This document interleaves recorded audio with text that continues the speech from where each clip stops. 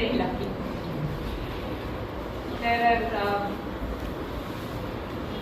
There's a lot of grace and a lot of Guru Kripa and a whole lot of luck to have been born in a family where such activity and such connection already exists. And then to not be forced into that connection. To be allowed to just be. And then when I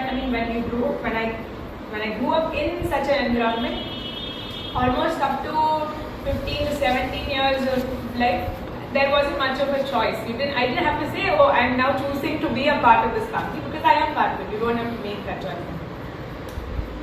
And once in the 20s, there's always that, am I really a part of this thing?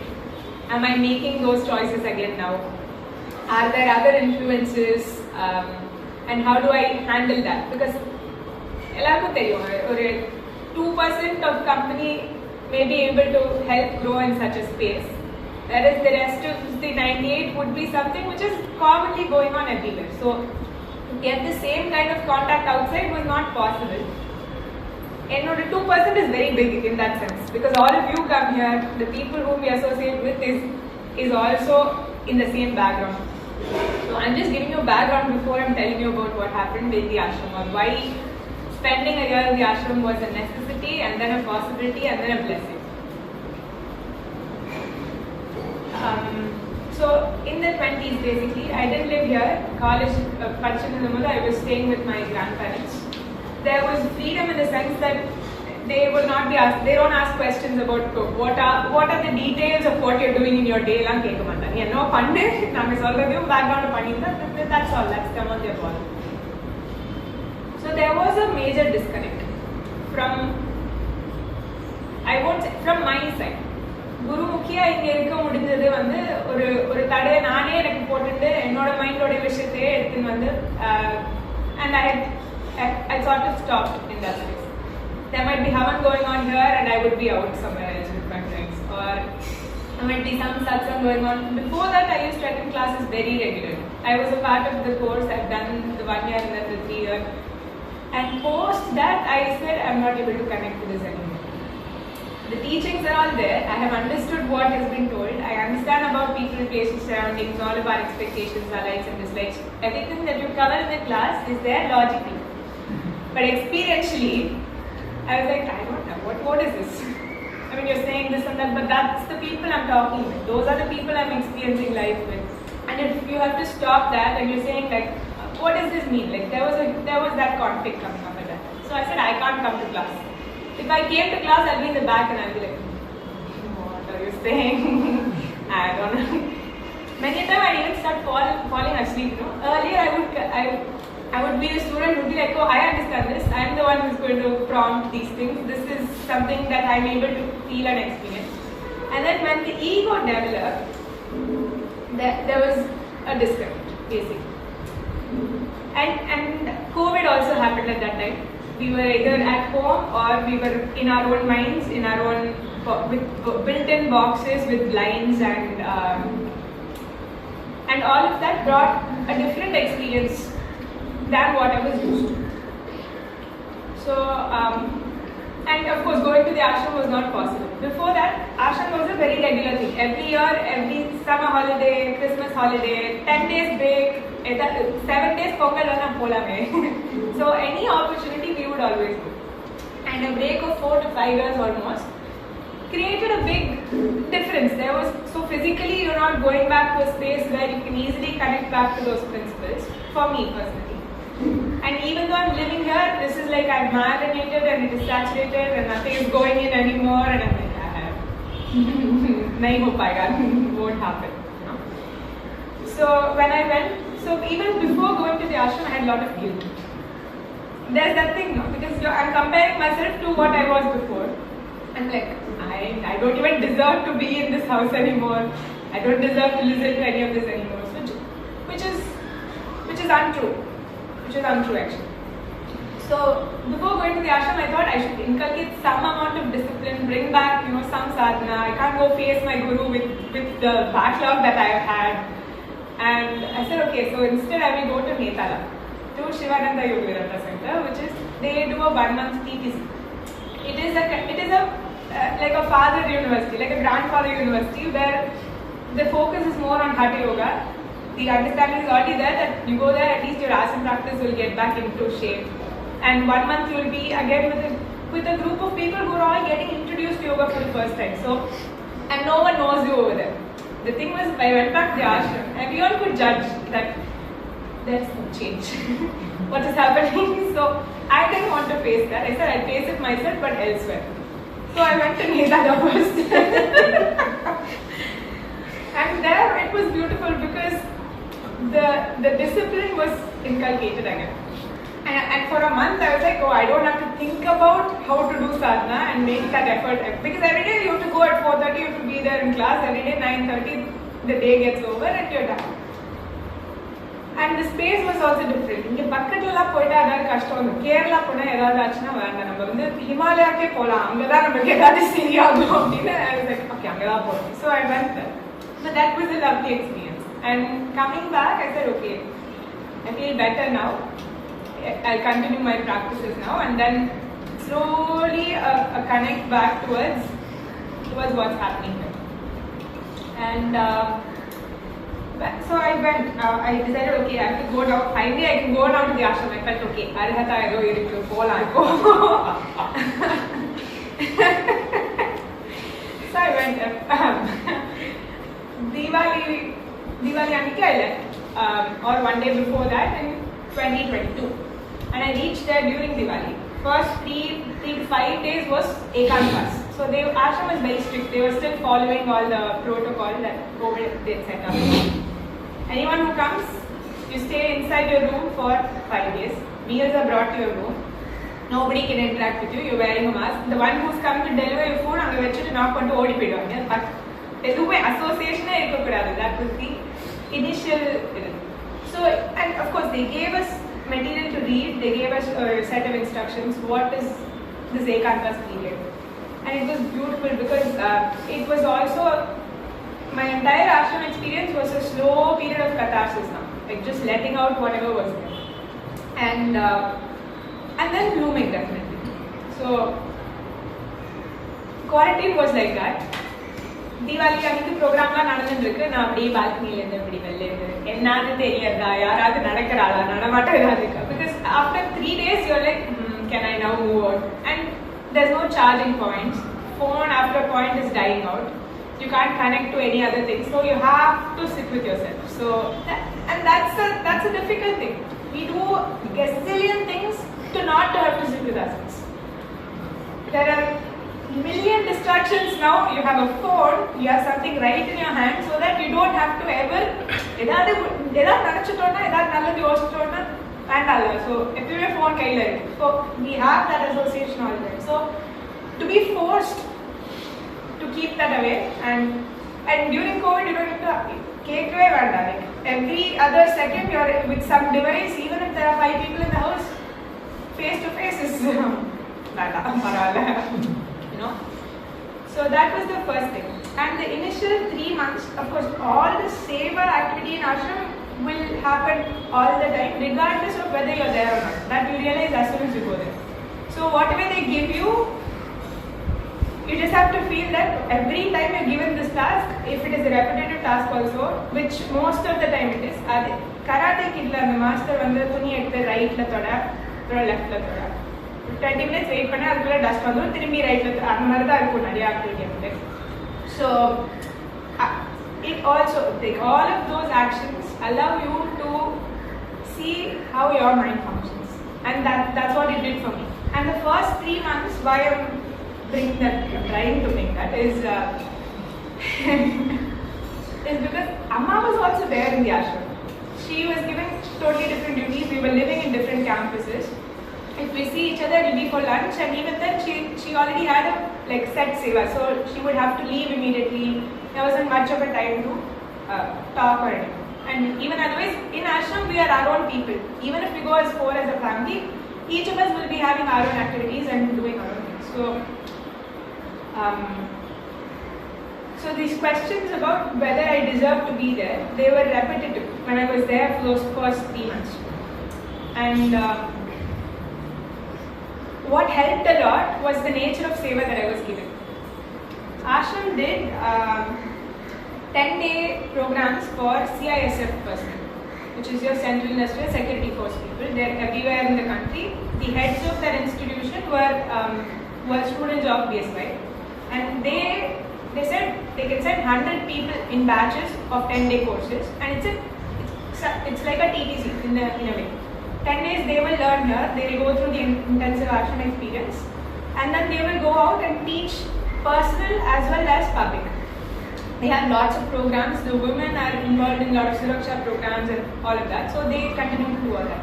My seva for every month, actually 10 days block was given to me, was to be with them and to assist in the classes, to assist in the whole day in that process. And after the first course, they were giving their feedback, and they were saying, all of these people who were with us, like 3 of us were there as assistants for the course, and they were praising me like crazy, and I was just like, like, what are they saying? I don't understand at all, because my internal experience versus what they are seeing me doing is totally almost diametrically opposite, because I'm questioning, should I even be here? Am I doing the right thing? There are questions in the sense that all of my classmates are doing something in medicine. Either they're studying, or they're working, or they're married, which is a different story, but they're doing something else, and no one understands, like, they're like, what do you mean you're going to an ashram? Are you doing medicine there? Like, not really. I mean, self-medication, yes, self-help, yes, but not really for other people. So, but these years of people, they were saying, we haven't seen someone so positive and uplifting and energetic and able to carry out communicating with their much older people. I'm 20 something. They can see that, but all of their activity I'm able to carry out happily, communicate nicely, get them to do seva, try to make them understand why we are all here and what are we doing in seva. So, and in their course there were 3 recorded satsangs of Sri Swamiji which were played. And getting to be a part of that was just the biggest blessing, because all of those were selected lectures, and they were talking about, Swamiji was talking about how if you have once been introduced into this system, you may go far away, but the term he uses is hamesha ke liye nahi bhatak sakte.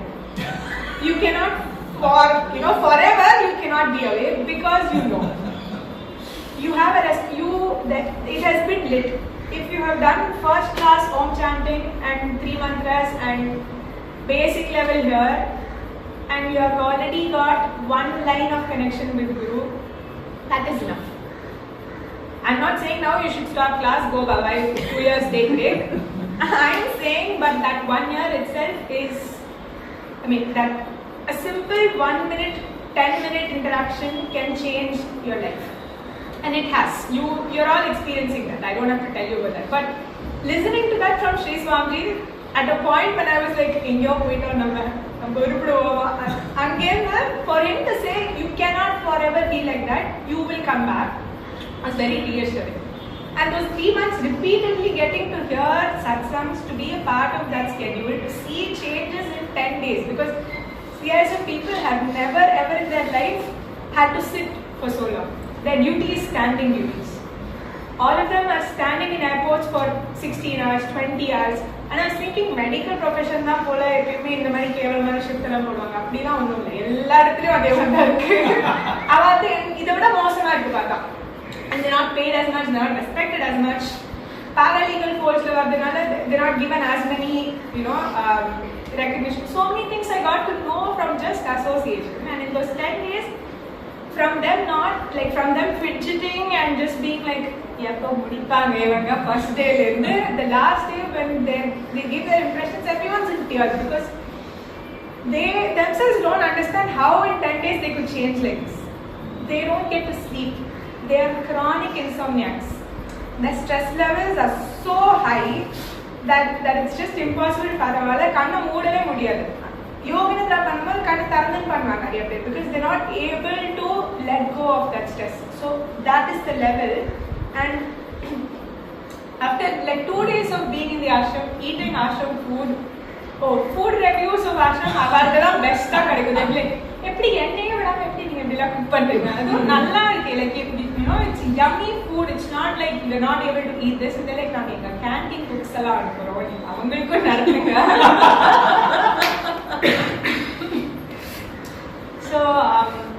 So being a part of that was a huge change in my confidence, in my self-esteem, in my reassurance that it doesn't matter where you are, as long as you just remember, as long as I make the effort to connect back, and that journey backwards and into evolution is possible.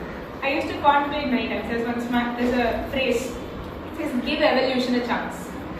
like நம்ம கொடுக்குறோமா, உல்டா டைரக்ஷன்லயும் போலான்னு எங்கேயாவது கேள்வி கொடுத்துருக்காங்களா? புக்ஸ்ல அதெல்லாம் ஏதாவது இருக்கா? Many useful books at that point was like Bhakti Yoga Sagar and Swan series, because the questions the people are asking in satsangs are very relevant to the same questions that arise in you, and it's very common folk, and Swami answers so easily. He's like, adhe book la you will see 5-6 times same question will be printed, slightly different answers, and like இவருக்கு எவ்வளோ கருணை இருந்தா வந்து, because that is like ஒரு 15-day periodல அவ கேட்டிருக்கிற questions which they have printed into a book. In those 15 days they would have asked similar questions so many times, and I'm thinking over the years there's nothing new that we can ask. Anything that you think is new and is very specific to you, someone has already asked you, and that answer is available. So the publications, the text, the video, audio, chanting, everything that's available is for us to use. It's just out there. யாராவது இவ்வளோ எடுத்து இப்படி ஃப்ரீயா கொடுப்பாங்களான்னா எனக்கு இந்த ஏரால I don't know, because at this point anyone and everyone's like, how can I monetize my brain? You know, anyone my age is thinking about, oh, I have these thoughts, do you think it's worth an idea, can I invest it, can I get money out of this, is the immediate question. So in such a era that is going on right now, to have all of this available is the biggest blessing, and it's for us to share also with everybody else. So that was the first 3 months. Then I said, okay, I'm coming home, because my cousin was getting married. I came home. I never resettled back into home schedule, because 2 weeks la, I mean 4 months there, 2 weeks here la, so I was just here eating, going around, finishing, and then I went back again. Why I went back was because after the Jan Guru Bhakti Yoga of 2023, Swamiji announced that this is now the centenary year. We are not going to celebrate Sri Swamiji's 100th year as a party. We are not of that.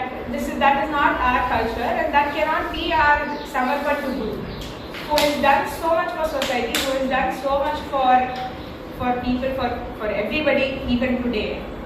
So he said it is the year of SEVA. It is at least 1 year where the specific teachings of Sri Swamiji are going to be taken out and published. That was all done. 45 to 50 publications of new books have happened just in a span of this year itself. And the main focus of Ashram was to spread health, happiness and harmony through various programs that they were doing. Yoga outreach for health, happiness and harmony. That was the clarion call given in the first week of Jan. So I thought, well, I mean, ரொம்ப யோசிக்காம Swamiji எப்படி car பார்க்ல போயிருந்தார், and I was like, I have to go home and go my cousin something one day. And I was like, Swamiji, can I just stay here for this year? He looked at me and said, sure, good call. So that our decision ho gaya. So I called up, I was like, well, I told that I'm staying here for 1 year, so I'm staying for 1 year. I was like, என்னமா பண்ற? Because like என்ன அடுத்து பண்ண போறேன், 3 months 4 months I was thinking, okay, that's a good time for it. I was like, I will never get this opportunity again. Might as well spend the year, and I can always get back to studying when I come back. So the decision to stay had been made, and so I came here, went back. Appo my SEVA changed again. So CISF was a continuous duty. I did once in whenever the program happened, and if I was there, then they would call me. But if not, I was given accommodation, which is majorly keeping ashram clean from all the people who come and work, and to plan for the new people who are coming in. And what happened was, when I went back, the people who are running those departments, 5 of us were there initially, and they left. So it was 2 of us at the end of like 3 weeks. And within 3 weeks, they were like, okay, this is all the things that you need to know about. These are the computer systems you have to work through. These are all the actual, public relations stuff you need to do. These are the plannings you need to do. These are the courses happening. வருஷத்தோட course எல்லாம் கொடுத்துட்டு இந்த டயத்துக்கு முன்னாடிலாம் இத்தனை பேர் வருவா. I'll be on a day there'll be like 300 people arriving, 200 people arriving, and on a similar day that all the departures will happen all together. So I was given that. I was like, handle all the rest. So that was a huge learning experience, and in the course of that time, personal learning for how to handle communication, how to handle people, and how to remember that all this is seva. Because you stay for a longer period, then you start nitpicking, like, oh, idella innum nalla pannalame.